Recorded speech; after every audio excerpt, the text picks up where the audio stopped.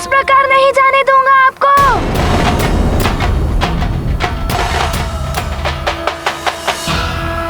नानी मेरा हाथ पकड़िए।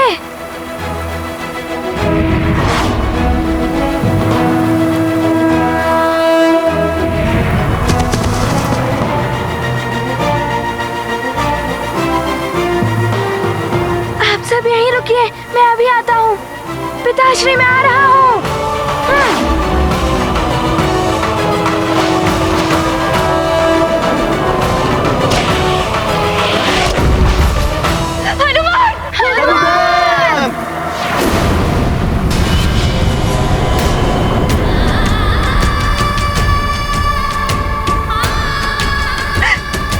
महादेव, मेरे पुत्र और मेरे पति की रक्षा करना। हनुमान, तुम पुनः मेरे कार्य में हस्तक्षेप कर रहे हो।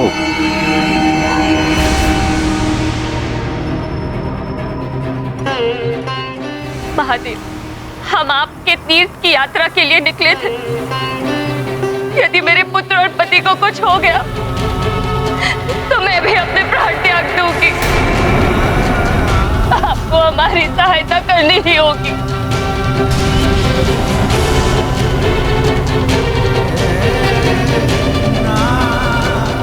स्वामी,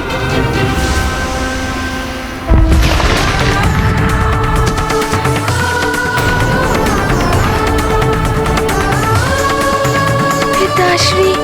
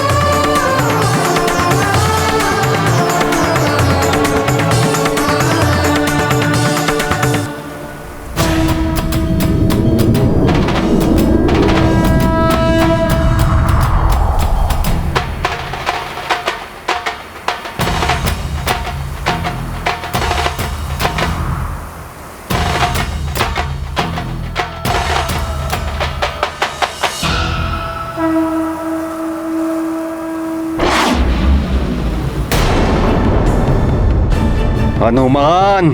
कालदेव, मैंने तो पूर्व ही कहा था कि हनुमान के रहते आप केसरी का कोई अहित नहीं कर सकते।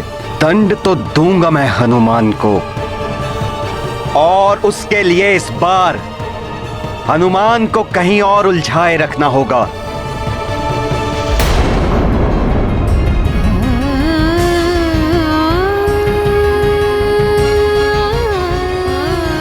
पिताश्री, अब ठीक तो है ना?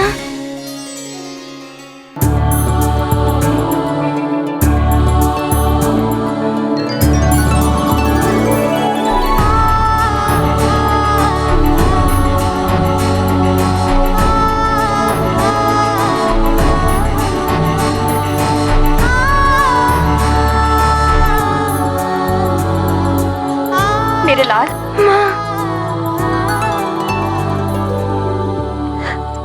आज पुनः तुमने हम सबको रक्षित कर दिया। कितनी भाग्यवान हूं मैं कि तुम मेरे पुत्र हो।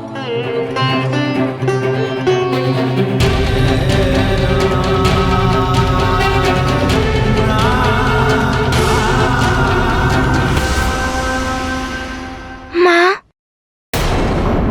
पुत्र का कर्तव्य होता है अपने माता पिता के कष्ट हरना। इसलिए जो कुछ भी हुआ वो सब आप दोनों के आशीर्वाद के प्रताप से ही हुआ है। हनुमान, संकट तो टल गया, किंतु तापमान असहनीय हो रहा है। हम जितना शीघ्र यहाँ से निकलेंगे उतना ही अच्छा होगा।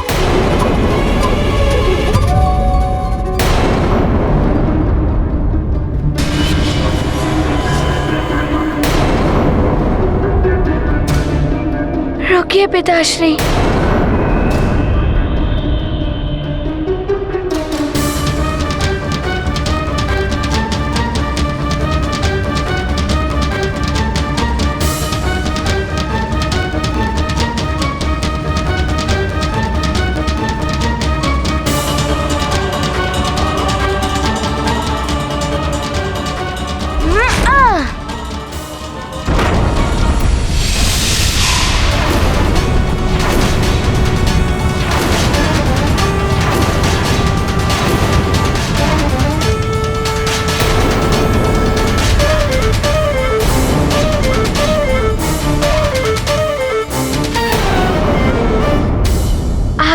देखिए, वो चट्टान भी उस रेत में समा गई है।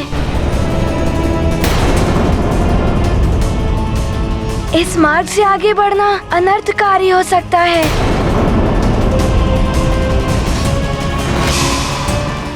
किंतु हनुमान, यहाँ खड़े रहने से भी कोई हल नहीं निकलने वाला। हमें आगे बढ़ना ही होगा। हनुमान, इस क्षेत्र को तुम हमें उड़ाकर पार करवा सकते हो ना? मित्रों, तीर्थ यात्रा पद यात्रा से ही करनी चाहिए, तभी अधिक फलदायी होती है। किंतु फिर हम आगे जाएंगे कैसे?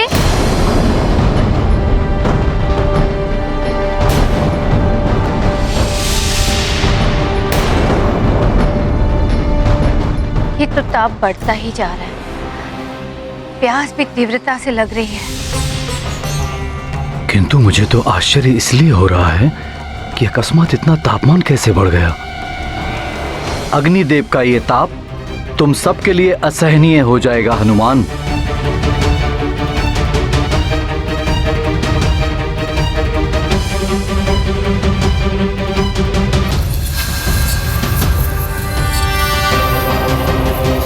तापमान बढ़ेगा, प्यास बढ़ेगी, और जब सब प्यास से व्याकुल हो उठेंगे, हनुमान को जल के लिए जाना ही होगा।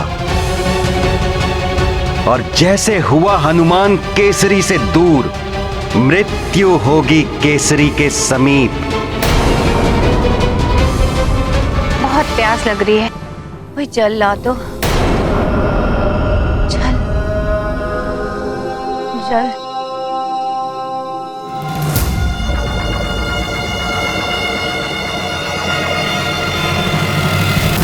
नानी जी, नानी, हाँ उठिए, आंखें खोलिए।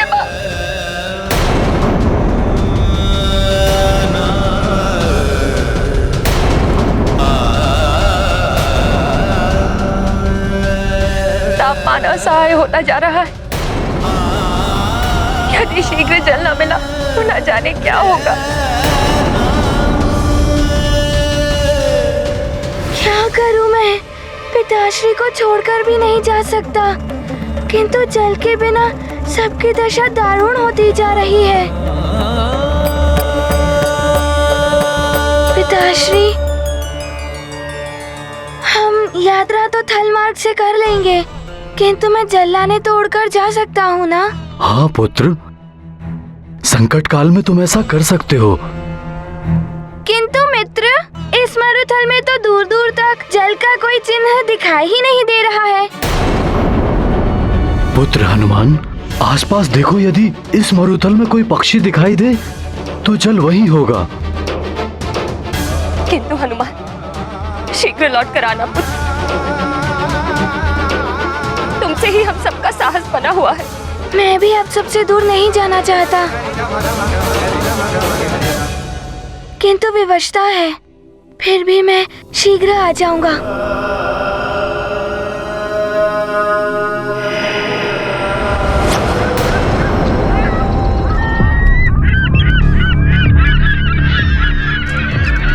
वो देखो, वहाँ पे पक्षी दिखाई दे रहे हैं।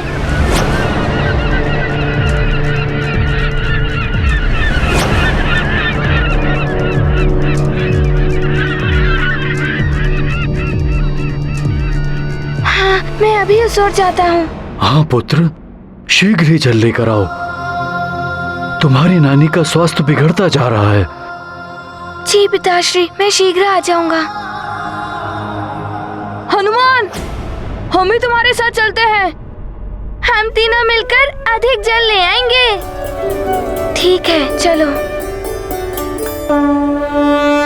ये गाथा महाबली हनुमत की, रुचिकर लीला राम भगत की। जय जय जय रघुनंदन राम, जय जय जय महाबली हनुमान। जल की खोज करे हनुमान, आज्ञा लेकर भरे उड़ान। सहनशीलता की ये घड़ी, काल रचित तृष्णाय बड़ी।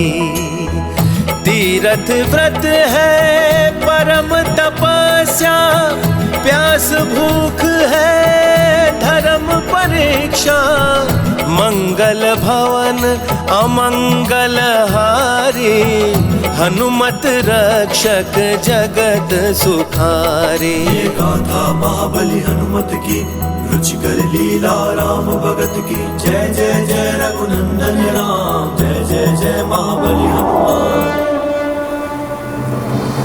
हनुमान, यहाँ पर सरोवर दिखाई दे रहा है।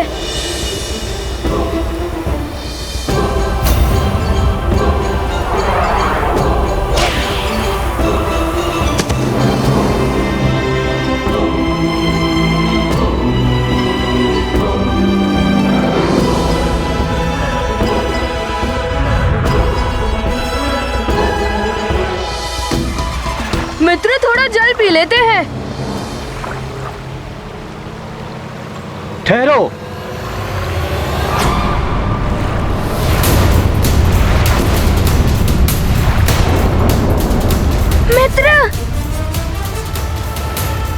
मित्र नल, क्या हुआ इसको? किसने की ऐसी दशा? वानर बालक,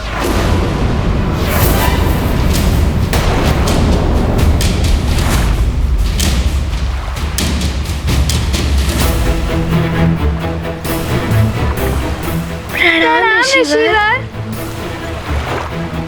क्या आपने ही मेरे मित्र की ऐसी दशा की है? हाँ, मेरी चेतावनी के पश्चात भी तुम्हारे साथी ने जल का स्पर्श किया। मेरे प्रश्न का उत्तर दिए बिना जो भी इस जल का स्पर्श करता है उसकी यही दशा होती है।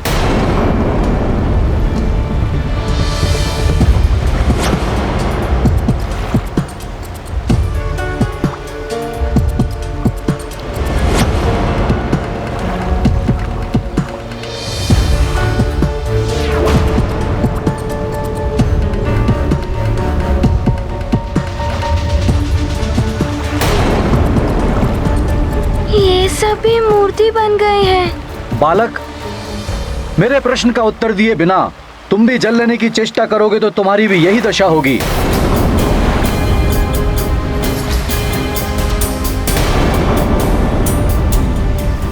क्या सोच रहे हो? यदि प्रश्न हल करोगे तो तुम्हें तुम्हारा ये मित्र वापस मिल सकता है बालक, अन्यथा रिक्त हाथ ही लौट जाओ। समय अल्प है, नल को भी वापस पाना है, जल भी चाहिए, इनकी बात माननी ही पड़ेगी। किंतु ऋषिवर, यदि मैंने आपके प्रश्नों का उचित उत्तर दे दिया तो मेरे मित्र नल को नया जीवन दान मिल जाएगा और सारे पशु पक्षियों को भी। हाँ, हो सकता है। दो मेरे प्रश्नों का उत्तर। मैं प्रस्तुत हूँ आपके प्रश्नों का उत्तर देने के लिए, किंतु पहले आप ये बताइए, आप हैं कौन? मुझे आपका स्वर परिचित सा लग रहा है। मैं कौन हूं ये महत्वपूर्ण नहीं है बानर बालक। महत्वपूर्ण है तुम्हारे इस मित्र का जीवन, महत्वपूर्ण है ये जीवनदायी जल। बोलो, क्या चाहते हो? ऋषिवर, मेरी नानी और सब जल के बिना बहुत कष्ट में होंगे। आपको जो पूछना है शीघ्र पूछिए। पुनः विचार कर लो बालक। मैं तुमसे 3 प्रश्न पूछूंगा, यदि एक का भी उत्तर त्रुटिपूर्ण रहा तो तुम भी इन सब की भांति पत्थर की मूर्ति बन जाओगे। बताओ, स्वीकार है?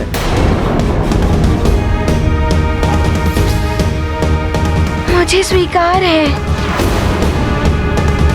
3 प्रश्न। हनुमान, तुम 3 प्रश्न के उत्तर दे दोगे, किंतु मृत्यु के लिए 3 क्षण भी पर्याप्त होते हैं।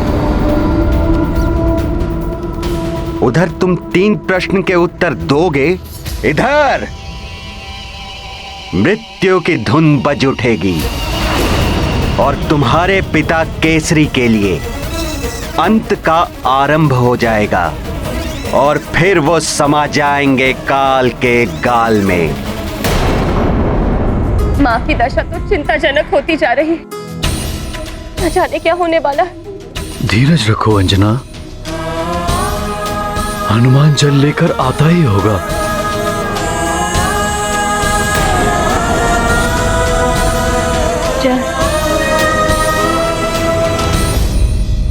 चल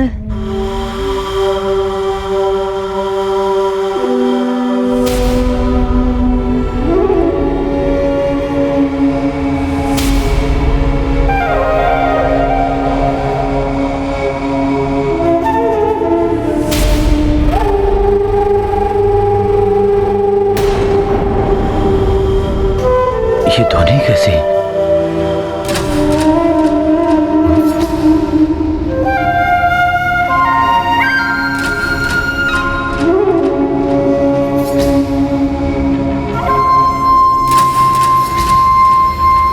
ये मुरली की धुन इस मरुथल में कहां से आ रही है?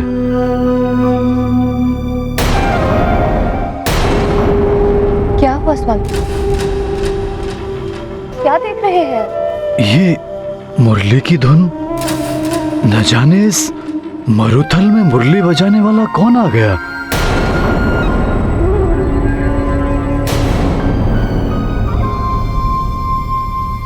मुझे तो कोई धुन नहीं सुनाई दे रही है।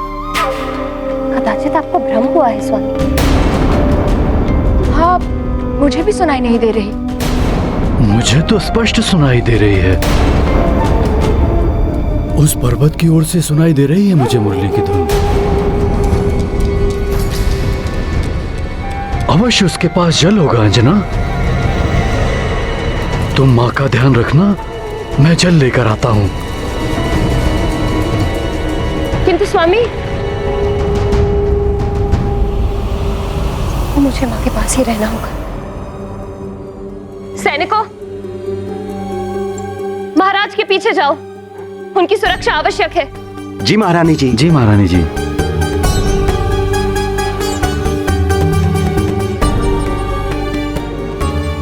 अब तक तो हमारे मित्र हनुमान को आ जाना चाहिए था, ना जाने कहाँ रह गया हनुमान।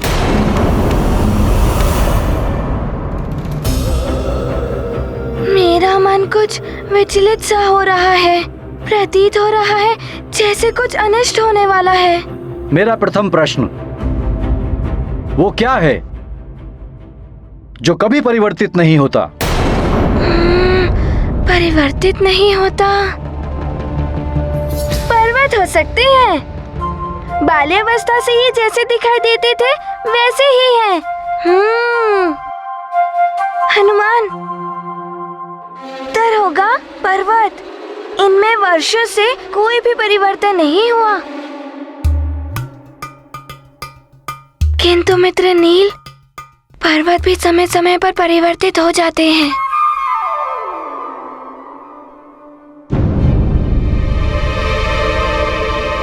जो अगोचर है, अर्थात दिखाई नहीं देता, किंतु सदा स्थित रहता है, वो है सत्य।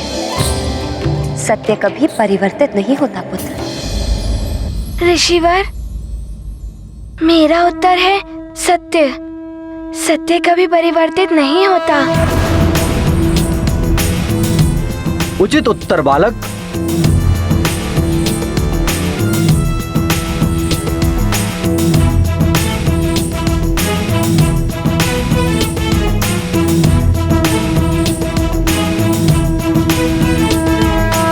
शीघ्र ही दोनों प्रश्न और पूछ ले ऋषिवर, फिर हम शीघ्र ही जल लेकर यहाँ से चले जाएंगे।